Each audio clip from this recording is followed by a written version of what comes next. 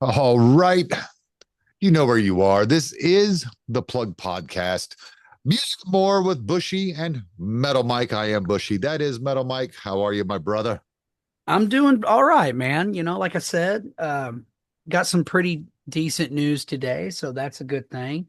I've just been, hiring some new DJs and talent for Cranium Radio and busy with that and been doing the Metal Mike show and been doing this podcast on a consistent basis with you. And I'm pretty stoked. I'm already getting positive feedback over the Megadeth retrospectives. So, yeah, um, pretty That's stoked. awesome. Speaking of the Megadeth retrospectives, I got a phone call last night around 7:30. Our brother Scribble gave me a call.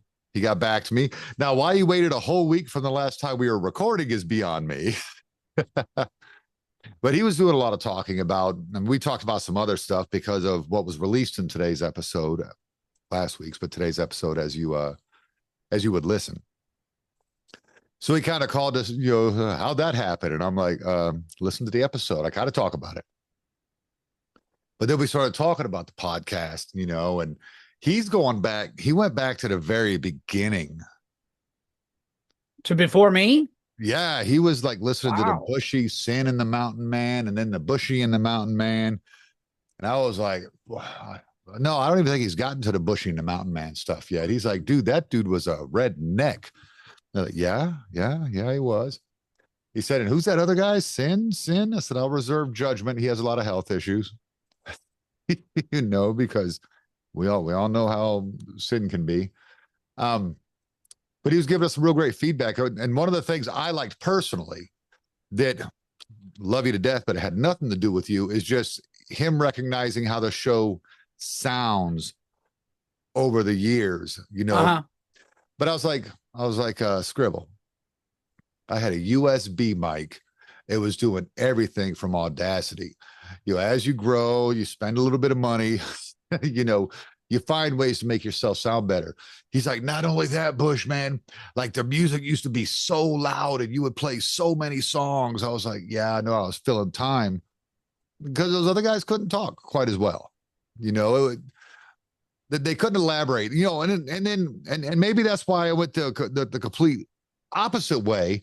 It got one that we just can't shush.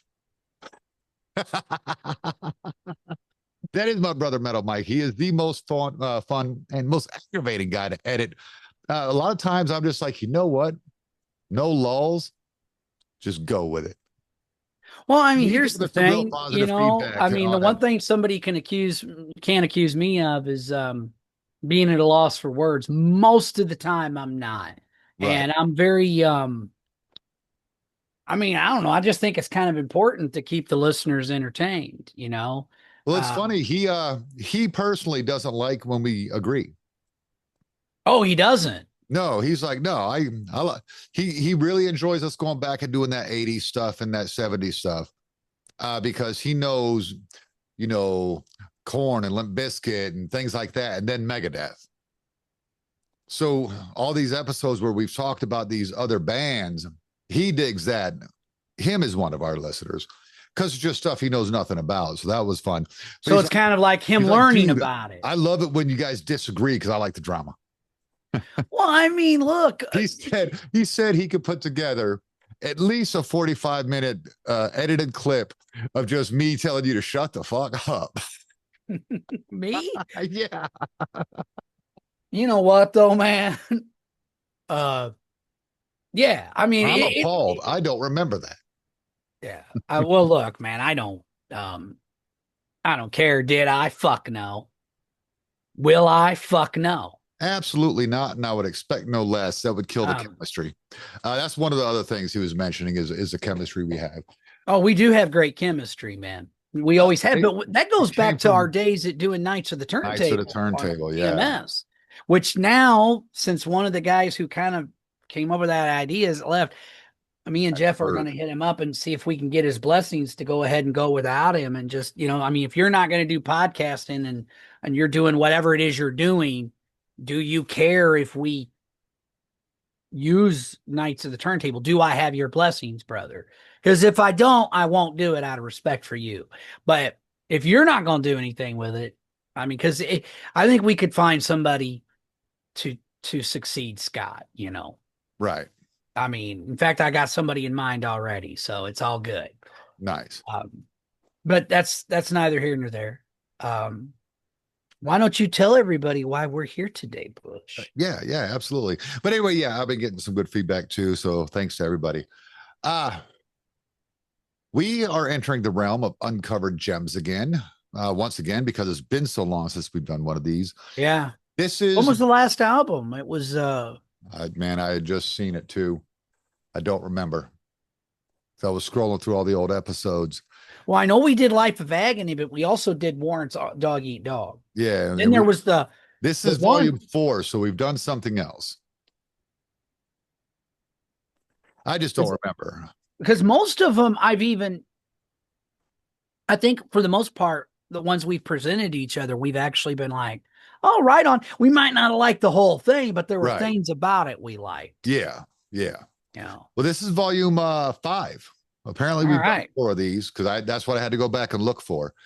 And this week we are doing. Oh, hope that didn't give too much away. Oh, the 2008 release, Guns N' Roses, Chinese Democracy. I still have the hype sticker. Okay. Ah, well, man, whatever. Clock it in at 71 minutes, 18 seconds. This is an album that I have heard. It's an album that Metal Mike has not. No. So Can I this explain this is how why? we do uncover gems. One of us has not heard the record when Right. we Yeah, do that's the whole purpose of it. yeah, It's kind of like doing we thought, well, if we're going to do actual reviews, we should only do reviews for brand new releases from legacy acts or you know or um releases by legacy acts that we are not familiar with. yeah, That some for whatever reason passed by our radar or we ignored it or whatever. That's the whole idea behind undiscovered gems is it's like and sometimes when we've done that I'm like, oh, that is an undiscovered gem, I really like that record, or oh, I don't know if I like the whole thing, but boy, I like this song and that song and that song. And I think you've been the same way yeah. uh, for I the think most we did part. Degeneration was one of them. Yeah, and I really liked that record, Yeah. So sorry, Scribble, that maybe if I agreed too much with Bushy, but I did like that record. And that's the thing, I'm an honest person. I'm going to tell you what I think, and I'm going to be honest. And I with this certain album, I tried to keep as open a mind as possible, believe it or not, because I looked at it as like, okay, um, this is not because in my mind, and again, you're probably going to roll your eyes at me or I'm whatever. already rolling my eyes. This is not a Guns N' Roses record. I'm going to say that right now. This is Axl and the Hired Guns. Is what they should have called it, and that's no disrespect because he has some amazing musicians on this album. That's the one thing I'll say about this. Some of the guitar playing is phenomenal. Um, and another nice thing You I'll say, got Bumblefoot, you got Buckethead. dude, Buckethead. Yeah, I mean the people. He's got like a who's who, um, of people Music. on this Yeah. record. Um, but with that being said, do you want to just do track by track? Well, yeah, I Or didn't. you want my thoughts on the record? I mean, what do you want me to say Well, here exactly? I don't want to blow my wide, but we'll give a synopsis at the end. Like I said, I've got about a page written on this okay. album, All as far right. as notes go, and then I have my notes for each individual track, um, because I hadn't listened to this album in a few years. It had been a while. I know I hadn't listened to any songs on it at all since I was still at TMS. So to go back and listen to the whole thing, Now you loved it right off the bat, right? yeah, I liked it back then. Okay, and because I know some people, because from I did some research on those, Hmm. and again, I tried not to even let that cloud my judgment on this record. Like I said, I tried to look at this and I don't mean that in a derogatory light. Wait, well, this isn't a Guns N' Roses, but I can understand why people within the band. I can understand why even Bob, or is it Bob Geffen or David Geffen, was like, you should maybe make this an actual, a solo album. And I can understand that. I So I don't mean it's just like when I was saying to you off mic earlier about Black Sabbath, like some people would get mad at me when I don't call the Dio version of Sabbath Sabbath. Well, it's not Black Sabbath. Now, it just depends on the band and the artist. And I know I probably sound like a It depends hypocrite, how but there's much you certain like them. bands. Like Queensryche, you're probably okay with Todd LaTorre because, whatever. I gave up on them after DeGarmo left. Okay, interesting point. But I was thinking about more bands like okay, Motorhead. Lemmy could be Motorhead with just about anybody. The other two guys, as great as they are, could not be Motorhead without Lemmy. Do you understand what I'm saying? Like, there's certain bands that, like, Lemmy could forge on with different lineups, and it worked for me. Now, does that mean I think that those succeeding lineups were as good as the original Motorhead? Fuck to the no, but Lemmy still put out good music. Crowbar is another perfect example of what I'm talking about. Kirk Winstein, it's his band. He is the mainstay. He is the constant. Another great example, Megadeth. Dave Mustaine is the constant member in that band. It's his band, okay? And Megadeth and Dave can be Megadeth with anybody. It's not. You see what I'm saying? There's Guns certain N' bands that Roses can is do that. Axl's band, and he could be Guns N' Roses with anybody. I just fucking agree vehemently, well, vehemently, well, you're going to love my synopsis. Why don't we dive into this bad vehemently. mamma jamma? I'm already like, boo. Yeah, I This know. is, yeah. Come on, get the fuck out of here, I dude. can't wait. Take Yeah, the first track, man. Chinese Democracy. me. Yeah. What is this NIN, who I actually like, mixed with corn bullshit? Very uninspired and totally fucking unoriginal. This, my friends, from track one already, is definitely not GNR. Get the fuck out of here with this shit. And by the way, I'm not a corn hater or an NIN hater. And I'm not unreasonable. I understand an artist being influenced by the shit going on around him. It happens all the time. All the greats do it. Max Cavalera, when new metal became a thing, you got an album like Roots, which really started with Chaos AD. And then he went on with Soulfly and did that kind of thing. And I liked it. When it Chaos AD works, is it my works. favorite Sepultura album. I love Chaos AD, dude. Which, by the way, I don't know if you know this, Cavalier Conspiracy is going to tour on that album and perform it in its entirety. Just Oh, it's throwing that Max out and there. Igor. They should. Yes. Well, yeah. But Sweet. with that being said, I don't want to, get in a bunch of holes because, in my opinion, as much as I've liked some of the music post Max of Sepultura, it ain't Sepultura without Max Cavalier. They should change the name of the band. Yeah, I said it. Yeah, I'm sorry, dude. And I feel horrible because I know you love this record so much. And I so wanted to be like, sorry, Scribble, you're getting what you want, but I feel bad for it because you love this record so much. My friend Ralphie Era does. Two people I respect immensely. And I'm like, what am I missing here? You're only one track in. I know, dude, but I didn't like it. Okay. Uh, So I'm going, well, maybe it gets better. Maybe it gets better. Okay, now tell me why I'm fucking wrong. Look, I think it's a cool opening track. I really love the riff. And even though I'm not a big fan of industrial music as a rule, Axel's done a great job of incorporating that sound into Guns N' Roses music. It's got stellar musicianship, killer guitar solos. I love this track, man. Okay. I was already said, and I want this to be said. I put right above here, nice musicianship, especially the guitars. The guitar solos are amazing. I do like that. But a good guitar solo don't make a great song for me. I'm sorry. I need more than that. Like I That's can take fair. that. And we said that about Megadeth a while back and even Metallica. Some of the eras of Metallica I don't like. I'll be like, man, that's a pretty fucking sweet guitar solo though. Kirk just did, or Dave just did, or whoever Dave has in the band.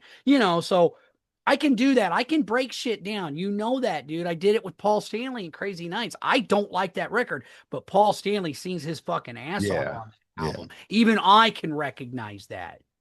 I've always had that ability to kind of just not isolate necessarily, You but don't have go, to you don't have to defend your opinion, dude. no, it's not an opinion. That's to me, Paul singing his ass off on that record, science. I'm talking You're about even on this record. okay. for real. So So I'm gonna take track two, Shackler's Revenge. It's a big like for me, Chinese Democracy, and hell no from Metal Mike. Shackler's Revenge is an even cooler industrial track. This one to me was very Nine Inch Nails influenced, while still feeling like Guns N' Roses. I thought the verses were cool. The bridge was real slick, and even the chorus. I enjoyed the chorus as well. The guitar solos, come on, those are off the chain. This is another winner. really, okay. Here's my note. Just one sentence. Same shit as track one. Next. Uh, What the fuck? fair enough. What do you think of better? This song should have been called Worse. Okay, this is not good. That doesn't even sound like Axel in the very beginning with the vocals. That's another thing that freaked me out about this dude. His vocals, sometimes I'm like, that's Axel? It didn't sound like him. Sometimes it did, but sometimes I'm like, is that fucking Axel or has he got somebody else singing with him, man? It was just kind of jarring to me, man. I mean, I even Guns N' Roses stuff I don't like. I still expect a certain aesthetic, and I didn't get it with these first few songs, dude. I'm like, whoa, and maybe it would have been better received, even though from what I understand, this album went platinum. How the fuck? I, you know what? That's a whole other rant that I will save for the end of the fucking show. But Okay. I just, Well, let me I tell don't you get it. what But I anyway, think. that's my fucking thoughts on better. Better. Such a perfect song. It's got Oh, this I'm doing. cool, kind of subdued intro leading to sweet verses and riffs. And the chorus musicianship, the guitar solo smokes, man. I sometimes feel that Axel doesn't get enough credit as a songwriter because that bridge right after the solo, again with the musicianship, the way Axel screams towards the end of that song, perfect, perfect song. I'm gonna throw up in my mouth. God, dude. Oh my lord. I'm sorry. I'm on Team Ian on this one, and so's Bildo, by the way. He fucking actually came. What the fuck are you listening to? I said Chinese Democracy. I'm doing a review. He's like, good God. He said, I listened to that album when it came out. I fucking hated it. I was like, all right, well, all right. I said, well, this is my review. Let me make my own mind. Thank you. Uh, Anyhow, all right, I'll next. take Street of Dreams. It's got that beautiful piano intro. I always love when Axel sits down at the piano. I love when the guitars and the strings come in. Axel, he sounds amazing on this tune. Um, the composition, it's really well done. I enjoy all the changes and the overall epic feel of the track. This album should have been received much better by the non-diehards. I love it. Street of Dreams, more like Street of Nightmares. Here he goes, thinking he's fucking Freddie Mercury again. You're not, Axel. Stay in your goddamn lane. Fuck. However, at least this sounds somewhat like GNR. Shitty ass Use Your Illusion 1 and 2 GNR.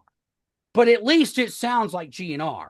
Like the best-selling Not album they had. Oh, not how crappy. Appetite for Destruction or Lies, Lies, Lies GNR. But and I will say this, there is some nice musicianship, believe it or not, throughout this song. Like I hear moments, but that's my problem. It's moments. I don't go, it just to me, Bushy, it's not cohesive. It's just a bunch of it's all over the place. It's like he don't know what he wants to do. He don't want what he wants to be. And I'm gonna shut up because again, that's all gonna be in my summary of this. But yeah, dude, it's better than the first fucking three turds, but it ain't that great.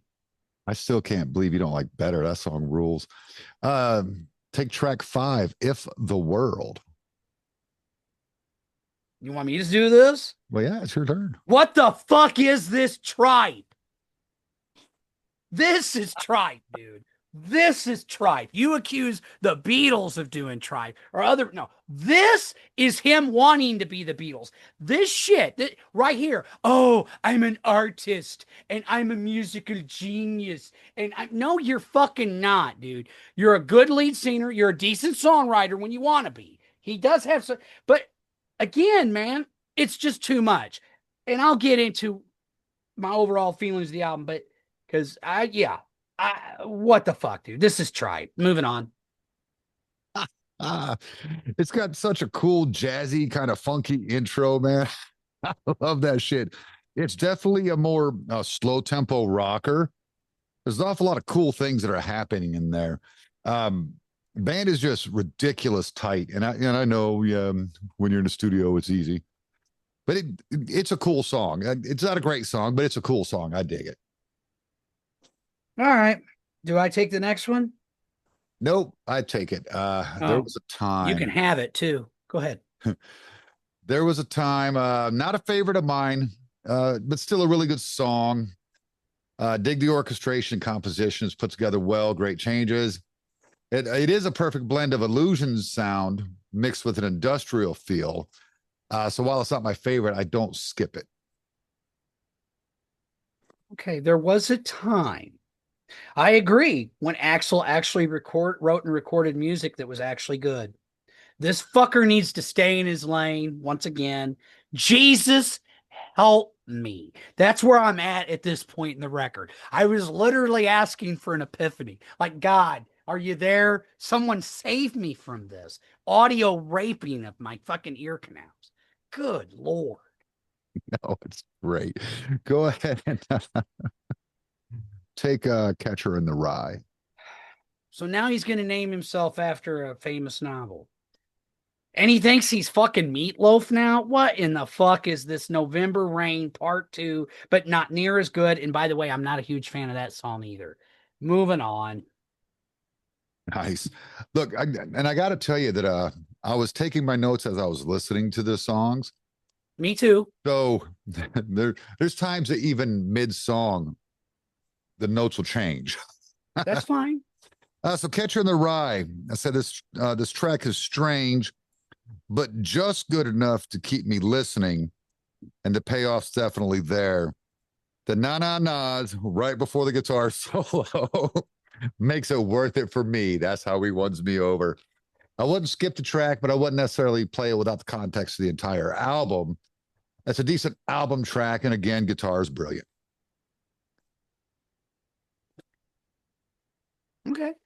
You want to So take the next one or? I think it's my turn, ain't it?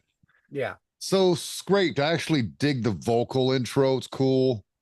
When the lyrics of band kick in, man, do they kick in? They kind of, boy, they come in. Song kind of acts like it's going to rock. Unfortunately, to me, it feels like it's missing something. Like, like this one just kind of doesn't go anywhere. It's definitely not a favorite. This is one I can skip. Okay. My turn. This will be the one you like. No, this is no. You'll be probably surprised by what I like. Holy fuck, what's with this weird goddamn vocalization intro? Is there at least one good song on this fucking record? God help me. That's what I wrote on my notes. That's great. We move to the next track. Take Riyadh and the Bedouins. I got nothing. Nothing, dude. No. Nothing. Oh God. The intro is the worst part of this song, okay? Noise leading to lasers. Pew pew pew pew. It was dumb. I wrote dumb. However, once the guitar starts, hold on. The song actually rocks. It's got some cool verses. Axel's singing his ass off in this. The chord changes are slick. Guitar solos, of course, smoke. Other than the intro, to me, it's hard to find a flaw in this song. It's controlled chaos, and I love it. Okay. Mike's going to have a coronary over there. Oh, you're dude, it's your album. You picked it, man. I know you love this album. Um, Oh, I think am it's I my next? turn. Sorry. Sorry. Yeah, I think it's my turn. Yeah, sorry. Sounds like it could be a Limp Bizkit song, but not from GNR. I hate the "but I won't do it" line. that that grates on me. Sounds like he's singing kind of like it's a joke. I do dig the chorus a little bit. Lyrically, it's a good breakup type song, I guess. Minus that one, but I won't do it line. Guitar solo is pretty cool. Then as the song progresses, this again is where my notes change. Is he talking about his ex bandmates? Is this like a diss track? The I'll kick your ass like I said that I would part kind of makes me feel like he's talking shit to all his ex bandmates. But the song does get better as you listen. It's worth suffering through the Limp Bizkit intro. And remember, I love Limp. To get to the quality and punch of this track. I mean, I really dig it. Sorry. Axel fucking ought to be. I'm sorry for listening to this fucking tripe. This is terrible, dude. Oh my God. He ought to be fucking apologizing, David Geffen and all the fans. For one, the most expensive record ever recorded, and this is what we get after 15 fucking years, or how many years it was between albums. Like, this is inexcusable. If I'm David Geffen, I'm suing the fuck out of you, Axel. I'm suing you to the red. I cannot believe this shit. I feel How like are the you going to sue producer somebody in for Eddie and the selling Cruisers platinum? that was going off on Eddie, only that guy was a narrow-minded fuck, but this really is just a bunch of fucking, this is mental masturbation, the whole album so far, without the payoff. This is fucking jerking off. This is what this is. Next.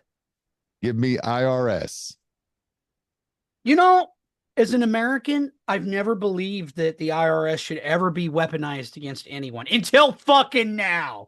They need to audit Axel for all the money spent on this shitty record. This is horrible, dude. Oh gosh. That's I really dig it, man. Mid-tempo rocker that just doesn't disappoint. I like the acoustic parts, love the crunchy parts. It's got good solos, great ambiance. Axel sounds great again. It's another winner, man. Okay. So let me disappoint you with Madagascar here. Love that one. Orchestration just beautiful to open. Axel sounds amazing. I remember him doing this on an awards show back in the day. Uh, I forget who was hosting, but the guy like lost his mind because it was the first time you'd seen Guns N' Roses on the stage in years. And he's like, God damn, I wrote that, and he did this track because the new album was coming out. And that's when he had the tight braids in his hair. The performance, yeah, where his hair is braided. It's a good tune. I love the MLK and other sampled spoken word parts in that one break. That's really sweet. And with all the strings behind it, man, it's just so damn good. It's really a hidden gem on this album. It's one of my favorites.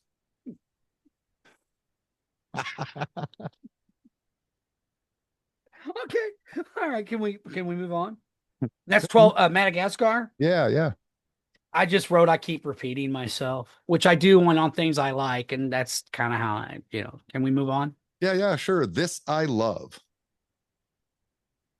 You want me to go? Yeah, it's your turn. You're going to be shocked. So far, even though this is a ballad, it's the only song I like. Ironic, I know, considering it's a ballad. I think this song, and then I did some research and I found out he wrote this in 1983, and I'm like, oh, that makes sense. This actually sounds like Guns N' Roses to me.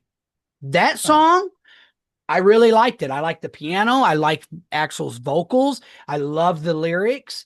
I really, really like this song, man. And I'm like, wow, finally, there's a song I actually like. Cool. Outstanding. This what I said another favorite. As far as best on the album, it's a tie for me on this one and better with this one having the edge. It's Yeah, epic. I think it's the best song on the album by far for me. Nice. I mean, It's epic in the style of November Rain or A I Strain. think it's better than November Rain. Yeah, but so much deeper is what I wrote. I love Axel singing at the piano. I mentioned that earlier. And the song has one of the most beautiful, sexy lines ever sung to a woman. I searched the universe and found myself within her eyes. That's another thing I really like the lyrical content too. I Yeah, should have wrote that down. I brilliant. did. I literally listened to the song and then I listened to it again Yeah, and read the lyrics, and I was like, this is good. And then yeah. I did some more research and I found out he wrote it like in 93, and I'm like, and he makes us wait this fucking long for us to hear it. I want to just punch him in the fucking throat. I could listen to this on repeat all day. A man trying to hold on to love is a theme we can all relate to. Yeah, The solo after that second chorus is just an amazing piece of music.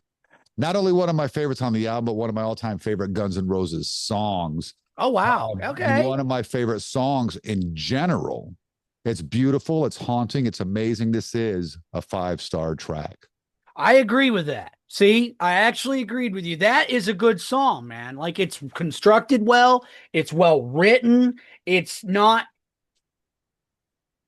okay. I'm not gonna say anymore because again, that's gonna be my summary.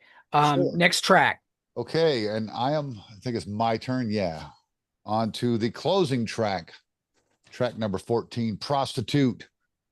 Epic. So many elements to this song: strings, techno industrial style drumming, nasty guitars, great vocal stylings, phrasings, and emotion from Axl, and just enough rock and crunch to make this a solid closer. It keeps building to this awesome quick solo with double kick drum. And then the music just kind of changes altogether while still maintaining cohesion. It's just constantly getting better as you listen, leading to a blistering solo and a fade down into a calm, almost Pink Floyd type feel to end the track. I really, really dig this one. All right. Prostitute. I read the lyrics. Poor you, Axl. Comparing himself to being a prostitute. No, you're not. A prima donna is more like it. That's what the name of the song should have been. But with that aside, not bad. This track, not bad at all, man. Again, I put this track and the previous track, while both ballads, actually sound more like GN'R to me than the previous tracks in all this album, which is ironic considering the previous track was all written and performed by Axl, with the exception of the orchestra and the guitar. And that's the one song which convinced him to make it a GN'R album, where I'm going, but you're doing almost everything yourself. If that's not you being solo, Axl, I don't know what is. The one good thing about this record is the guitar solos. They're fucking sweet. But I expect that with an album featuring Buckethead and Bumblefoot. Axl sings his ass off on this record. I'll give him that. But good vocals and guitar solos don't make for a great record when you have bad songwriting and just overblown, fucking overprocessed. Let's see, just way too overproduced, way too ambitious, um, self-indulgent bullshit. I'll take any track, even tracks I don't like off Use Your Illusion 1 and 2, over most of this. Like, this is really bad to me. Like, this is like fucking Titanic bad. This is like, if I'm David Geffen, man, I would be so fucking pissed. Right? I mean, Jesus Christ. Thank God I didn't listen to this album when it came out, because I'd have been even more mad. But the thing is, by the time this album came out, I quit giving a fuck about Guns N' Roses way before Chinese Democracy, folks. I know that's not the popular opinion. I know this. I don't get it. Like, and I think even Axl thinks of himself on the level of the Stones and the Beatles and all these amazing legendary bands. And as far as I'm concerned, they didn't earn it. Okay, great.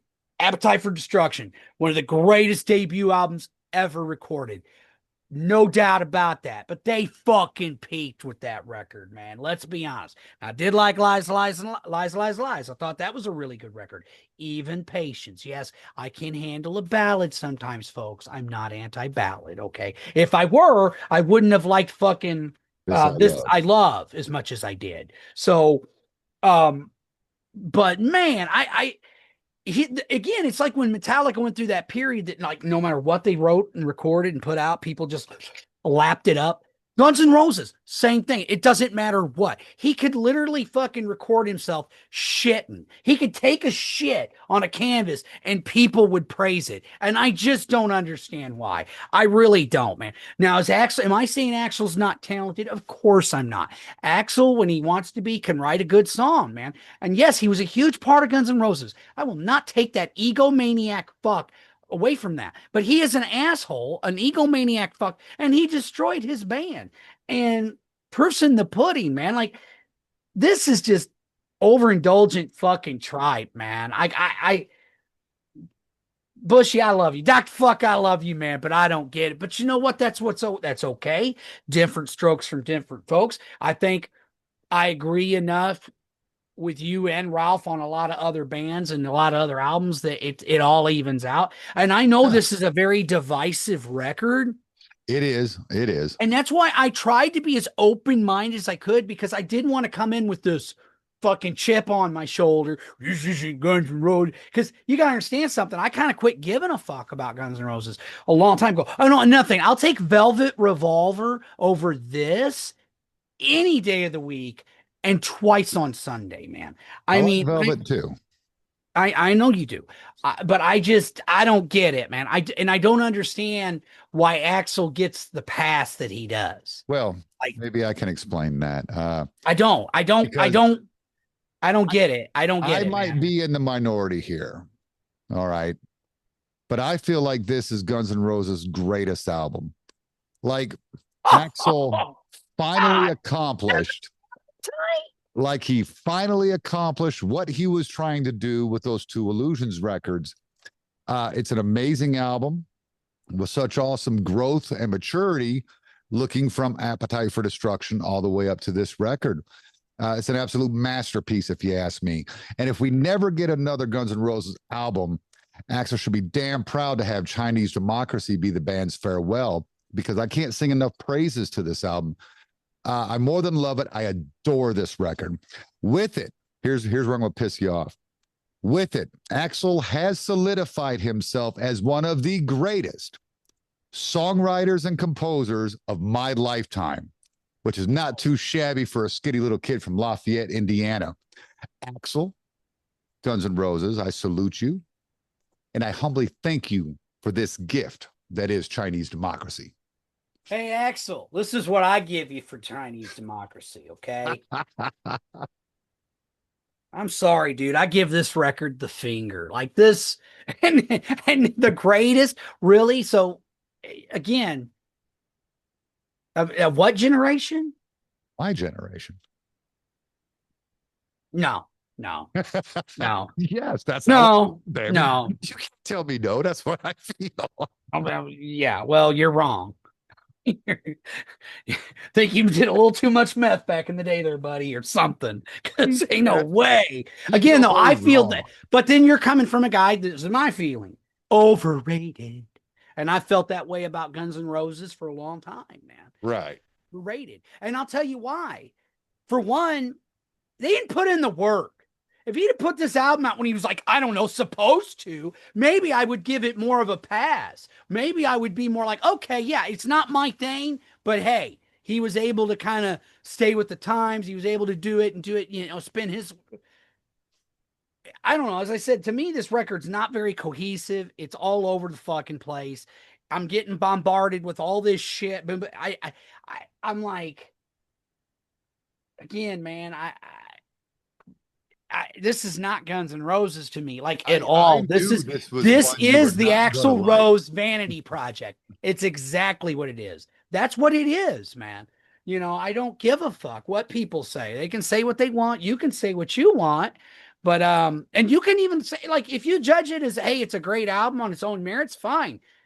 I don't even have a problem with people, but to call it a Guns N' Roses record, doesn't really sound much like Guns N' Roses to me. Most of this sounds like Axl trying to be hip and See, cool, what was this going on at this the is one of time. those But things. even then, when he released it, by the time he released it, though, it wasn't hip and cool.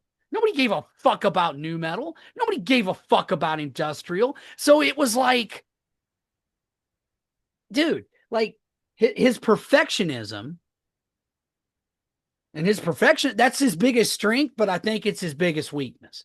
I don't know if you're going to wait Because 50 there was a lot years. of That's people, what you Bushy. release. There was a lot of people, though, that felt at the time that he should have been happy with the results way before he was. Like, people were like, dude, this sounds fine.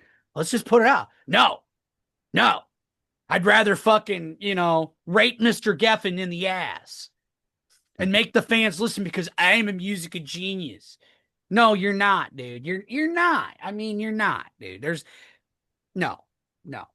I mean, you're no Rolling Stones. You're no fucking Beatles. You're no fucking I'd you're not go. even on the I level of would Kiss at the compare. top I of their would game. compare him and his band more with the Stones than I would the Beatles, anyway.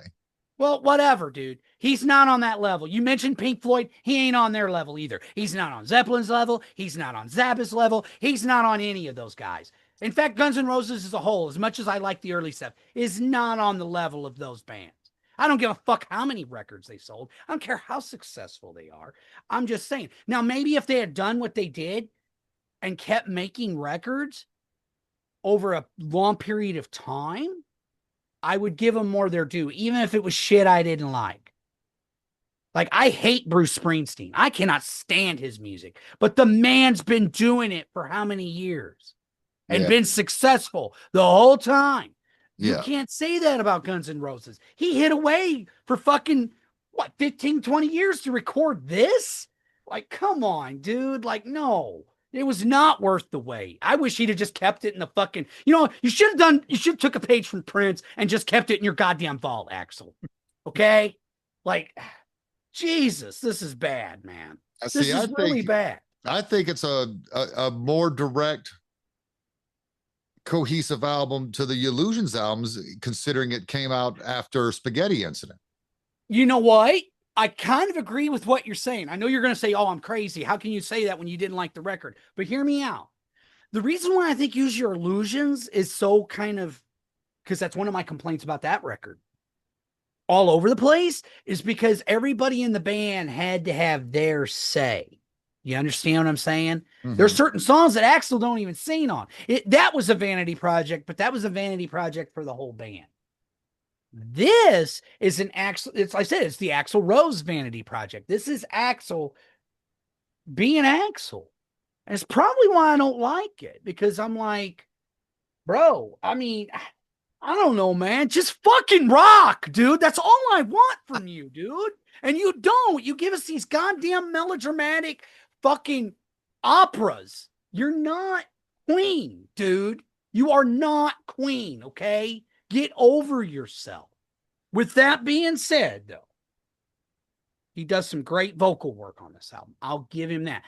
But he kind of threw me off, because I'm telling you, there's parts of the album where I'm like, is that Axel singing, or has he got somebody else singing? And that Well, threw yeah, me his too. 1991 voice and his Spaghetti Incident voice had definitely changed, for lack of a better term, by the time this album was released. And I just recently saw some video where, I mean, I know it was a crowd filmed video on a phone, but I was like, ooh, ooh. And I always try to get benefit of the doubt when we're looking at a crowd Now, film. ooh, as in he sounded bad. Yeah, like I was like, wow. Well, here's my other problem with Axel. He's kind of a studio baby, dude. Yeah, I said it. I've seen the man live several times, and there's been a lot of times he wasn't able to bring it like he does on the records. And again, I have a problem with that. So again, um, that makes me lose a bit. I like artists and bands that bring it in the studio and live. And he don't. Yeah, Like, I'm sorry, he I've he only is seen the concert videos, so he I've never is seen him he live. is. I mean, Izzy and Slash. Again, and maybe it's because, I mean, dude, I loved Appetite for Destruction. You got to remember something. Me and my brother bought that record. Nobody, like my brother said on this very podcast, nobody knew who the fuck GNR were. We were listening to Appetite a good year before it broke big, to the point to where by the time they got popular, I didn't turn on them. I still loved them, but I was getting a little burned out. Like, especially with songs like Sweet Child of Mine, man. If I never hear that song again, I'm okay. It's a beautiful song, don't get me wrong, but there is a burnout factor for me. Same with Welcome to the Jungle. So with that said, though, it's so easy, still fucking rules, and I can still pop that song on and go, yeah. Oh, that's my Guns N' Roses. Fucking attitude. Fuck you. This is who we are. This is what we're about. We're Guns N' Roses, and we don't give a fuck. And I miss that, Bush. You know And what's maybe that's funny? just my problem. And it's not that I want a band and an artist to constantly repeat themselves. I really don't. I I know it sounds like that's what I want, but I don't. But it's like I said earlier with Max. When Max experiments. I don't know why or how he does it, but it works. Because there's been times like when he did Killer Be Killed with the dude from Mastodon and the guy from Dillinger Escape Plan, I said to myself, how the fuck is that going to work with Max Cavalera? How the fuck are those three going to be able to do a band together and write cohesive songs with their weird vocals? But they did it. I don't know. I think with Axel, man, I mean, I don't know. You got all these amazing musicians on your record. And for me, it's just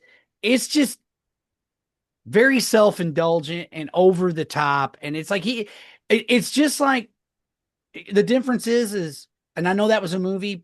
What Eddie Wilson and Eddie Cruisers was trying to do, I got. But remember when Sal goes, "What are we giving this some damn opera?"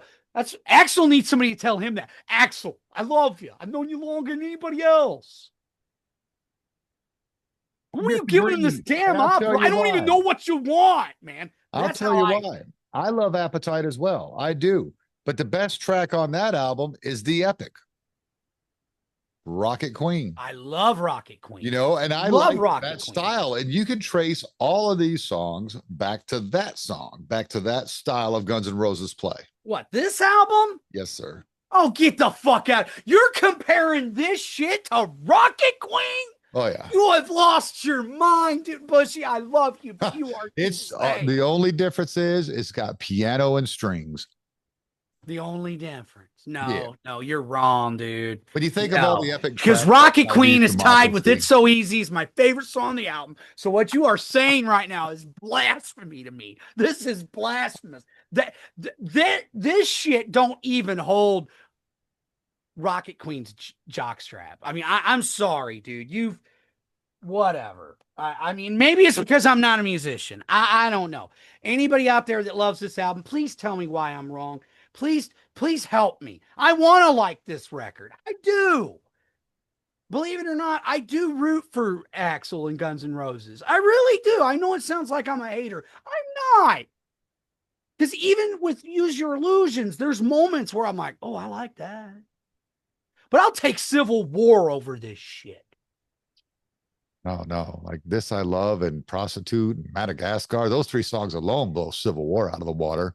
Well, I like This I Love, so I'll give you that. But the rest of it, shit. Fucking new metal, industrial, fucking what the fuck ever, man. No. Like I said, and if he had called this the Axl Rose project, I'd probably be a bit more open-minded and accepting of it. Like I said, I even approached it that way. Like, okay, this isn't Guns N' Roses. This is actually, but it's still like I'm listening to it and I'm going, please tell me this gets better. Please tell me it gets better. And it just didn't, dude. I don't know. Maybe I am just a curmudgeonly, grumpy old guy, Bush. Maybe I am that guy. Maybe I am that guy with the Remember, shotgun telling people to get off my lawn, man. And if that's so, that makes me sad in a way. You got to remember, I am a little more Well, you're younger than me, too. easily entertained. I think a lot of that is where I didn't spend all my time listening to metal. I was listening to a lot of top 40, so there was a lot of pop, a lot of R&B. Well, Bushy, I like a lot of that stuff too. I know you like a lot of it, but I'm saying I listen to it like most of the time, unless I bought a new album and it really grabbed me, because that's what you heard on the bus, on the way to school, the way back. Understandable. And like I said, there is an age difference between us too. I mean, how old are you, bro? 50. So yeah, it's 5 years. That's a lot. Like you don't think it is, but My when it old comes to no, growing I up, know my old bass player that I've had on Hanging with Bushy on the bass players are funny episodes. It's a 5-year difference there too. And some of the things he says, I'll be like, what are you talking about? right? So I'd probably really freak on that poor guy. I'd be like, what the fuck? We'd probably see our logo come to life. Though, that timeline really is everything. I mean, Ralph and Ian were absolutely right about that in it. And, that's why I try to, and like I said, I know Guns N' Roses has a lot of fans, man. Like when they came here to St. Louis, which was a big deal, obviously, because of what happened. Bill went. He went with our friend Amanda. She was going to take me, but Bill kind of like cockblocked me. I'm like, you motherfucker. But he even laughed because they opened with It's So Easy, which when I heard that, it made my dick hard because I'm like, oh, I love that song. They did almost all of Appetite, if not all of it, but not in its entirety. They went back and forth. They did some stuff from, Use Your Illusion and other eras. And I forget what song it was even now that he did, but they did It's So Easy and Mr. Brownstone. And then they went into something that Bill knew I wouldn't like. He goes, if Mike were here, he'd have looked at you and said, okay, I'm going to go. I'm either going to go get a beer or I'm leaving, which I'm like, no, I wouldn't have. Jeez, I might have sat down. I might have got me a beer, but I wouldn't have left. I mean, but I still wouldn't have minded seeing that show just because, I mean, man, it's so easy. I fucking love that song. I love Night Train. Night Train's good. I even The love whole My album. Michelle. Like the There's whole album, there is not a bad no. song on that record. It really was. And that's the thing. Like, I understand why people go, oh, it's one of the greatest, if not the greatest debut albums of all time. It's hard to argue. It really is. I mean, Well, they especially kind of you got to think the time when it hit, we were oversaturated with the music that I love so much, the hair metal. We were just Yeah, and oversaturated and with and it. I think that was it. Slash has said that more once. It was the right record at the right time, and and you gotta understand, like me and Dave knew about it before it became cool. We tried to turn people onto it. Some people liked it, but I'm not wasting my time with that. Then a year later, and I just wanted to punch him. I'm like, you fuckhead! I tried to get you to listen to this a year ago. I knew it was same with Tesla though. Tesla was the same thing. We got into Tesla before anybody knew who they were, man. And what I liked about GNR and Tesla at the time is it was giving me what I still craved because as much as I loved thrash metal Bushy, I was like, man, I just want a good street level hard rock kick-ass hard rock slash heavy metal band, like traditional. But Yeah. uh, but I wanted that American, like just with an attitude, sleaze rock, and we got that with those bands. We got that. I know some people wanted to lump them in with the hair metal, but to me, I think Guns N' Roses and Tesla was in their own way, they were going against the grain, just like the thrash metal guys were. They were just doing it in a different way. And I think that's why it appealed to me. It was like, ooh, this is more real to me. And to see Guns N' Roses eventually evolve into a bloated, pretentious. I didn't see much difference between them and some of the bands that they talk shit on. I just got to be honest. I'm like, you guys have become what you said you hated. That's how I felt at the time, man.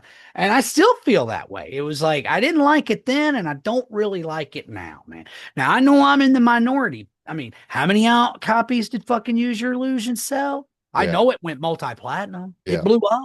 blew the fuck up, you know. Um, and what's ironic, that another famous album that came out on the same release date and the same day, What's that? Ozzy Osbourne's No More Tears, Nice. which Use Your Illusion outsold Ozzy by leaps and bounds at first. But that record is, I still think, besides Blizzard, Ozzy's highest selling record. That fucking thing went like quadruple or quintuple platinum. And that's just the original certifications. Like people have to realize I was just having a conversation in one of Mark's groups because this guy was talking about, well, Sabbath only had like platinum albums. They never went beyond that. And I'm like, well, yeah, no. It costs those artists and bands and the record company more money to recertify those. You're going to sit here and tell me that Black Sabbath, they may have sold 1 million copies of those albums back then, but you're going to tell me that they haven't sold more than that by now? I mean, every one of those albums is in our collection and how many other people's collection. They're still selling to this day. They just, Right. they're not going to recertify it because it would cost too much money. But I guarantee you, Sabbath's catalog, all them bands have sold a lot more than what they're certified. You see what I'm trying to say? Yeah. And I'm sure it's that way with Guns N' Roses too, and even Ozzy. Like, it's like, because man, dude, No More Tears. It took a little while. It was a slow burn, but when it blew up, man. That was a huge record for Ozzy, Yeah. man. There's only one song I don't like on No More Tears. Yeah, what's that? Mama, I'm coming home. Yeah, it's okay. I don't mind it, but there's a bit of a burnout factor now. But Yeah. to me, the top track of it's the title track. I love No More Tears. Great Best on the tune, but album. Road to Nowhere is a rough one too, man. And Yeah. it's Well, definitely a especially solid album. lyrically, because it's so obvious what he's talking about and who he, talking about him. And Because let's be honest, I love Ozzy, but he's done a lot of crazy shit in his life, man, and I Yeah. stuff that I don't think he is proud of, man. But hey, um, I have to say though, this has been fun, even though last night was fucking torture for me. Should Yeah, you know or what? no, wait. It was great for me. You know what I did yesterday? I watched some television because I had all my notes done Sunday and Monday. So I watched How many times you television. listen to this? Three or four. Really? Yeah. You know how many times I listened to it? Once. Yeah. That was enough for me, man. You I didn't was let it sink in. No, I was pissed, dude. you didn't By the time absorb the I got done with brilliance. this shit, I was pissed, man. So anyway, folks, I hope you enjoyed our review of Axel and the Hired Guns, Chinese Democracy. Um, and Scribble, I'm sure you're gonna love this because there was a lot of like, yeah, no, Yeah, no. I kind of knew. I knew ahead of time you weren't going to dig this album. I, I'm Were shocked you by kind of better. hope, but you were you kind of hoping I would though, deep down? A little bit, yeah, because I love your reactions when I'm like loving something. Um, I'm shocked by better. I really thought you would enjoy that song. But this I love that actually makes perfect sense to me. I get it. Dude, I mean, I was just like, man, this sounds like when did he? So I did some research. Oh, he wrote it in 1993. I'm like, of course, makes sense to me now. Yeah, right And after. hey, when Axel's on, when the band is on, and they were a band, okay. Sorry, sorry, they weren't. I mean, I'm that guy though that I don't think they were as good with Matt Sorum as they were with Steven Adler.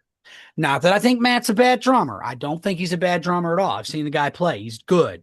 But man, Adler just, it's kind of like, I feel that way about Wasp. Like to me, man, Tony Richardson's the best drummer Wasp ever had. It's just a shame that like Adler, he got fucked up on heroin because man, that first Wasp record, he was just fucking incredible, dude.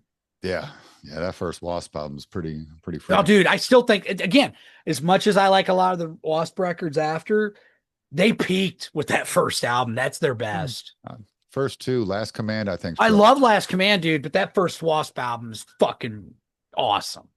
Well, you have a whole career to make your first album. And you're right. It's very, but you know what? Look at Sabbath, man. Paranoid, no sophomore slump there. And that's a preview to our next few episodes, ladies and gentlemen. Yeah, yeah, absolutely. Um, we're about to get out of here. Clocked in about an hour again this time. Um, our sponsor Yes. at the top of the Podbean page. Um, click the link that says use code the plug podcast, all caps, all one word for 10% off. It takes you to w.gg. Energy drinks, hydration mixes. So if you don't want the caffeine and the energy and things like that, you just want something to mix with your water because you're crotchety and don't like the taste of water. You can get some of those. Everything you buy, we get a cut of, so it helps us pay the bills, keep the lights on here. We really appreciate it. We're partnered with them now. We've got some things coming up. I still got to figure something else out because there's that other guy I've got to get on. I got to make time to get Jared on as well. So we'll speak about that off mic. Yeah, great episode. I knew you weren't. I knew you weren't going to like this album. I So tried, Bushy. I really did. I did. I wanted it you was to one know of that. I those like if I'm going I to do a tried, hangover man. jam, normally I'm trying to get you to listen to something that okay, there's some pieces here he's going to like. I really thought Better would be the only track you would like. You kind of threw me off. Um, with Yeah, I hating don't know, that man. And song. I didn't listen to the whole album, but there were a few tracks where I'd even go back and go, "What's he doing there?" Like, because some of the vocalization, some of the shit he was doing was just fucking bizarre to me. I was like, "The fuck is this shit?" So it threw me off, dude. It was not. I mean, not. I knew it was going to be different than other GNR records, but I didn't realize that it was going to be like, whoa, this is never, But hey, man, if It people like wasn't you like Risk it, different. It was like Super Collider different, where you get glam. yeah, it was. I'm sorry, dude. I put this closer to fucking Risk than Super Collider. Sorry, man. No, no, no. Oh, This was like some fucking. You know what, Mr. Geffen, if you're listening, can you get your fucking money back? no, that record sold platinum. Yeah. So So You know how much money they spent on it? He didn't get his money back on that just because Got it's his selling money back. platinum. No, he didn't. It sold Just platinum in look it this up, dude. That country. was the It's most sold all over expensive the world. album ever recorded It's in the okay. history of the music industry. It's okay. It was worth it. No, it wasn't. I'm very, Because very I guarantee satisfied. fucking you that platinum probably just maybe, If maybe they broke even. Maybe. if I was female, I would be rubbing my private area, smoking a cigarette, good to go. I was like, oh, that was amazing. Wow. Then you know what? Yeah, you're very easy to please. Then you're right. Dude, I like Milli Vanilli. Music from the Elder is my second favorite Kiss album. Why are you surprised about any of this? Kids, just say no to drugs. Okay, I'm just saying right now, man. Metal Mike, let's get out of here. All right, brother. All right, man. You guys keep fighting the good fight. Stay metal to your dying breath. We will see you next week, man. That is right. Buy vinyl. And you took my see you next time away from me. What a dick.